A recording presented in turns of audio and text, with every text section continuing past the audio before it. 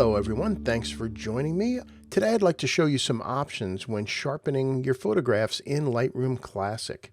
One of the beauties of doing your sharpening in Lightroom is the control that you get really easily to limit where you're going to do your sharpening. So let's take this image for example. This is a snowy morning in a place called Valley of the Gods in Utah. And if we zoom in at 100%, you can see it's pretty sharp. But you can see it's also snowing at this moment. But some of the plants in the foreground and some of the rocks maybe aren't quite as crisp as they could be.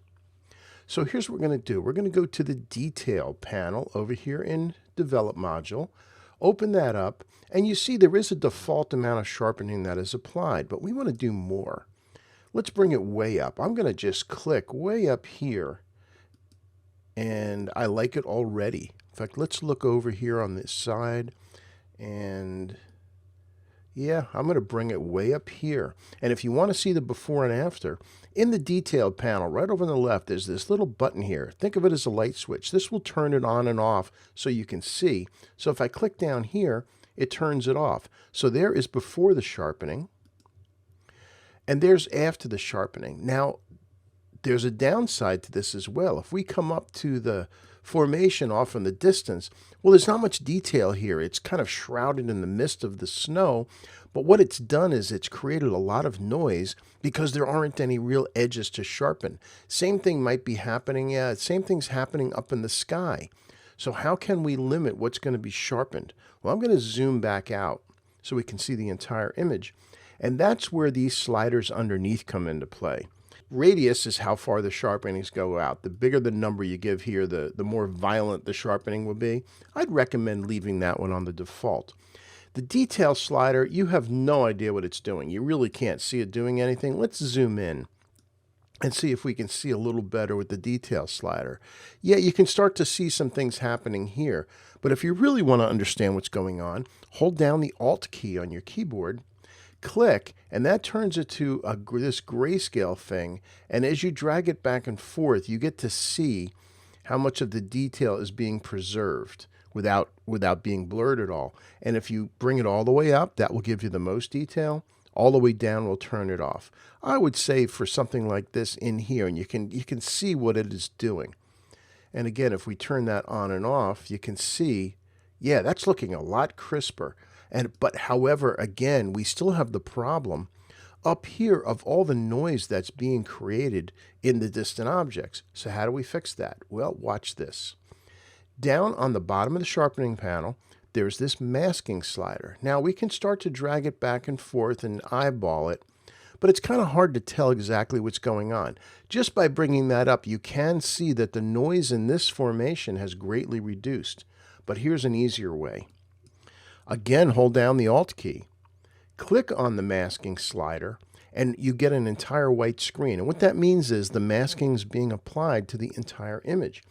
As you keep the Alt key down and as you drag off to the right, you will see it just start to pick these white edges. And that means only those things with the white are going to get sharpened. So if you take a look, what we've just done is we've eliminated the sky and we're getting the details in the foreground. Let's zoom out and hold down the Alt and click on here again, and you get to see only those things that are in white are going to get sharpened.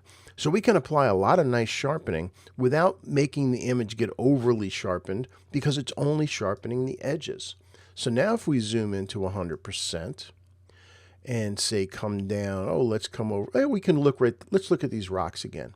So now there's no sharpening going on in here, yet we are getting a nice sharpening on these rocks. And we can see that again by turning on and off. You can see the sharpening is only happening in there. There's off, there's on. It's added a nice bit of sharpening here, but nothing's going on in the background, so it's not creating a problem. Now there's a couple other things down here. Noise reduction. Well, noise reduction is nice if you have a lot of noise. But if we look at the settings on this shot, you can see that this is ISO 400 at a 50th of a second. Really not a really noisy kind of ISO. If you want, you can bring it up a little bit. But keep in mind that noise reduction is going to soften an image. And the same thing with color. If you're doing really high ISO or underexposed images, you can come in and do some more color noise reduction. For most of the times, though, for normal shots, you're generally not going to run into that. Is there more? Yes, we could do more, but let's leave it at that. I just wanted to show you how to use sharpening in the detail panel. And you can see, again, one more time, let's zoom in. In fact, we'll look around closely. Look at the foreground. Now the plants just have a nice little bit of detail compared to before. If we turn it off, you can see it's a little bit soft. And I think you're going to find that the vast majority of your shots do need some sharpening. And even looking at it backed off, you can still see that crispness that appears for this great morning, great snowy morning in Valley of the Gods in Utah. Thanks for watching. Hope that was helpful. Hope that made the sharpening in Lightroom much clearer. And I hope to see you online again soon. Have a great week. Bye-bye.